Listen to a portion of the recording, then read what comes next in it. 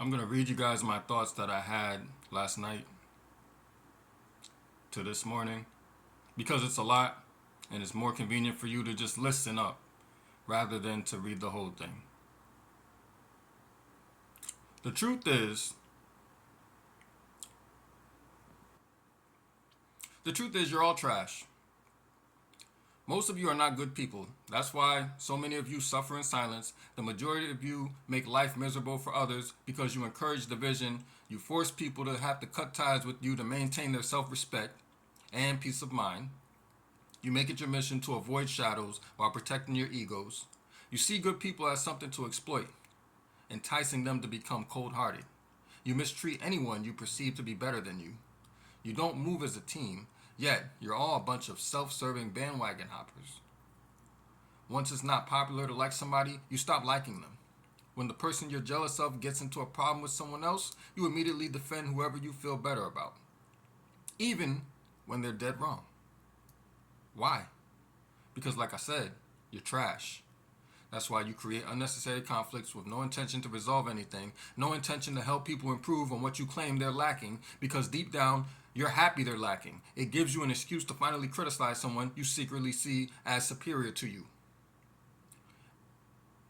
And then others try to make me the problem when I classify those people as enemies. Me clashing with the same behaviors most people excuse doesn't prove that I'm the problem. That common denominator logic is nonsense. It's proof that I notice patterns you cowards keep ignoring. That's it. Most of you will never understand how to master the will. You're confused about what happiness really is. You're comfortable spending your lives running from your own shadows, a slave to your own impulses, deflecting from anything that makes you uncomfortable, no matter how much you need it. Like how your eating habits support the exploitation and suffering of millions of animals every day while claiming to love animals. And the comfort of knowing that everyone else does it keeps you stagnant. Just an example. Some of you are so egotistical that you refuse to change just because you know I already chose that lifestyle. You're afraid people will think you're following in my footsteps. But you'll have no problem joining a bandwagon heading down the path of destruction, though. Either I need to leave this country or leave this planet altogether, because here I'm surrounded by corrupt government agents, simps, misandrists, exploitative systems constantly after my money, sheeple, fakes, sellouts, covert racism, a ridiculous cost of living, and envy everywhere I look.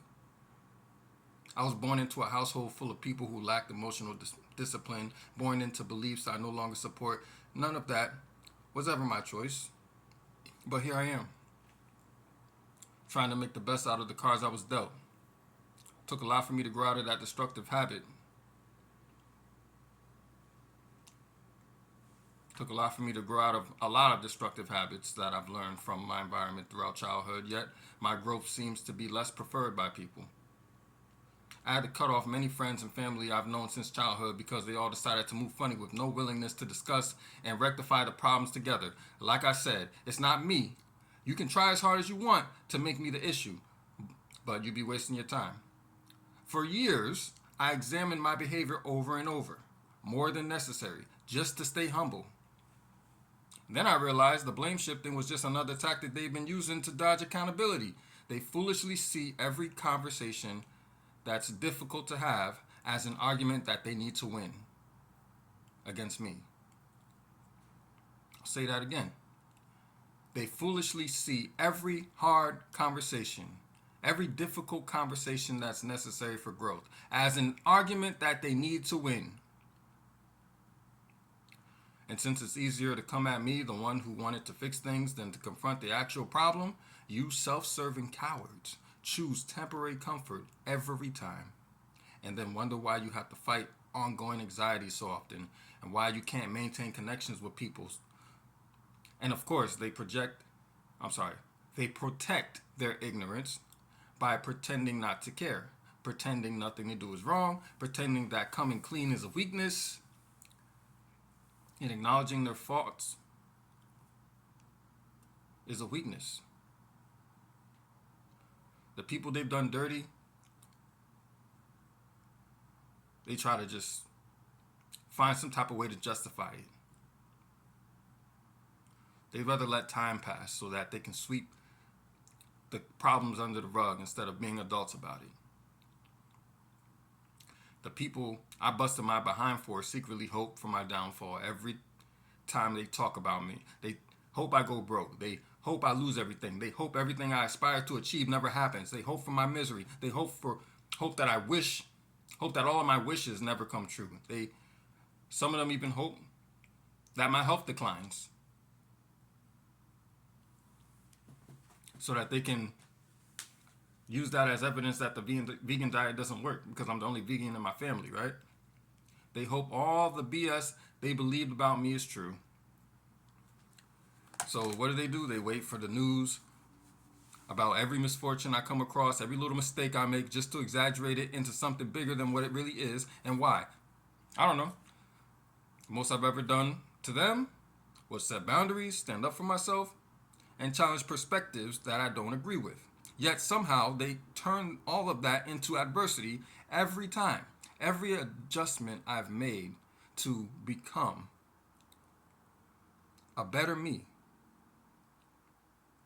doesn't get appreciated. And everything I've done to try to get along whenever I did slip up rarely gets noticed. I've watched those same people hate on others during times when I was my lower self a decade ago, and they still haven't outgrown it. All they did was make me the person they're talking about now. They have not grown out of that. I've got plenty of receipts to back up the things I'm saying, but there's no one to show them to because, number one, people don't care, and number two, like I've been saying, most people are trash. Some of these morons are holding on to things that have nothing to do with them. I've got a lot of third-party haters who blindly accept the gossip about me behind my back because they don't care about what's real or objective. They just want to know that someone else is also no good. Especially someone they see as superior to them.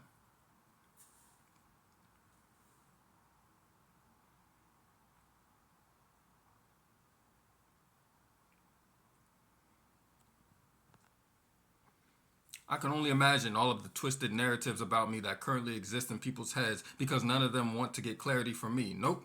They rather blindly accept the gossiper side of the story despite all the evidence to the contrary. And as a result of these repeated experiences, I don't have any friends. I had more friends when I was my lower self than I do now.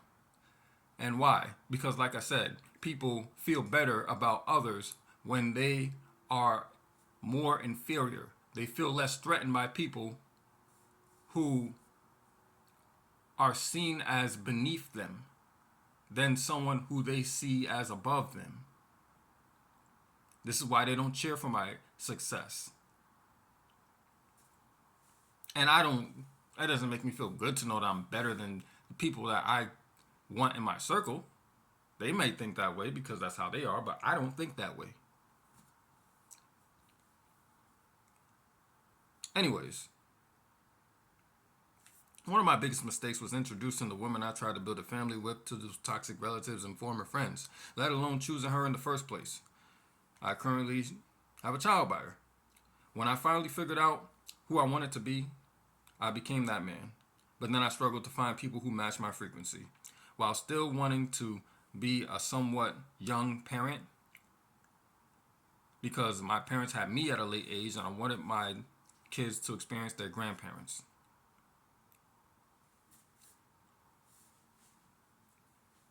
So when I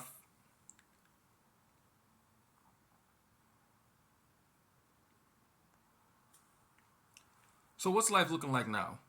For all you haters watching, get your party hats and confetti ready.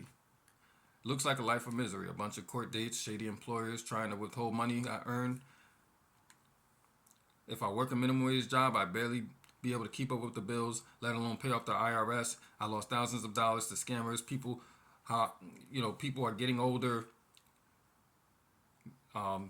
Memories that I have with people, feels like they were created for nothing. I'm paying rent for a 2-bedroom apartment I barely use, just for my daughter. Outside of service providers, I haven't had a single visitor here since I moved here. And I've been here since February of this year, and it is now November. And here I am, still trying to bounce back while maintaining a 2-bedroom apartment that I barely use just for my little girl. Moreover, I'm living in a world full of simps who enable gynocentric behavior. Social media lets women advertise their bodies with a whole bunch, with just a couple of swipes, while they sit on their asses and receive all the attention from guys they have no interest in getting with. And because of that, women who are below my league feel comfortable rejecting guys like me, thinking that they have a shot with men who are way out of their league. But due to their hypergamous nature, it keeps them chasing fantasies while they soak up the attention from thirsty simps who will take anything with a vagina. And despite all of their privileges, they still hate on us. These women still hate on us, still treat us like we're not human, still treat us like we're disposable, and see every man as a predator because they can't read a virtuous man's character when one's in front of them. I mean, how could they? When they're not even virtuous themselves. I can go on all day about that. The point is, dating isn't worth it. Not for me, not in America. I can't relate to 99% of women, let alone people, because we have different goals, different values, and different beliefs. Seems like all they care about is superficial nonsense and getting money and BBLs and all this other foolishness. Things that don't really matter outside of them or shouldn't matter. Anyways, we got different values, but unfortunately I still, like every other man, have biological needs. Plenty of men currently forget how many times they've been exploited, and all it takes is for them to get a little horny, and then they just go right back into the cycle. But if I challenge these guys listening, if you just take a look in your past, do a thorough look in the time you've invested in these women today, you will realize you wasted a lot of your time, didn't you? Like, was the reward really worth the investment? Anyways, my situation is even worse because I'm in a state where I don't have family. I don't have anyone I've known for long term. It's just my daughter here. Nobody appreciates the mental pushback I've had to overcome just to still be standing. And I'm just waiting to finally find my opportunity to thrive in life. And one thing I'm done with is the oversimplified advice like seek therapy or just focus on yourself. Y'all can shut the hell up with that BS. If you believe you don't need anyone in this world, you keep that nonsense to yourself. We are all interdependent. We are all interdependent people. Most of you wouldn't even talk that way if social media didn't even exist. And I'm not changing my core beliefs just to build shallow connections as long as I live. I'll never quit or cheat the vegan diet. I'll never conform to religious doctrines. I'll keep seeing humans for what they truly are, and I'll keep standing for what I believe in. Maturity means knowing you don't know enough about someone's life to oversimplify their problems.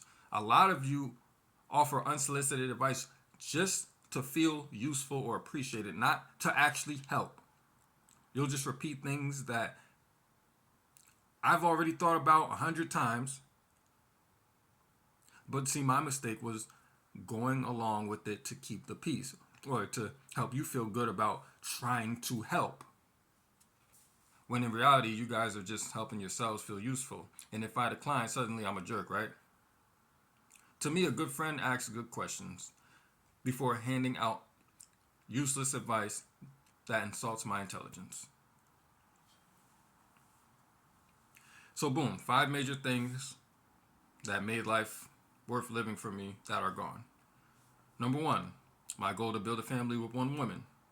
Number 2, the memories and connections I built over time with people I grew up with who no longer mean anything. And if that's the price I have to pay for refusing to sacrifice my self-respect, so be it. The kind of life I wanted for my daughter is number 3. Number 4, my drive to dream big and finish projects that I gave up on eventually, even though I spent thousands of dollars on them. Number 5, my talents. The more I shine, the less people seem to like me. I'm good at so many things, even at this age. But all it seems to do is attract more haters. And I don't see any positive change coming. People would rather suffer in silence than to take the baby steps that could make life happier, healthier, and more fulfilling for everyone. And one last thing trash people love to do is scapegoat people by attacking the messenger, especially if you're a man. Men are supposed to shut up about it and keep serving society. We're not supposed to feel. We're not supposed to complain. We're not supposed to cry or cry for help. Not supposed to go against the grain. Otherwise, you'll be vilified by society. See? So whoever's done being trash and actually wants to bring the action, let me know.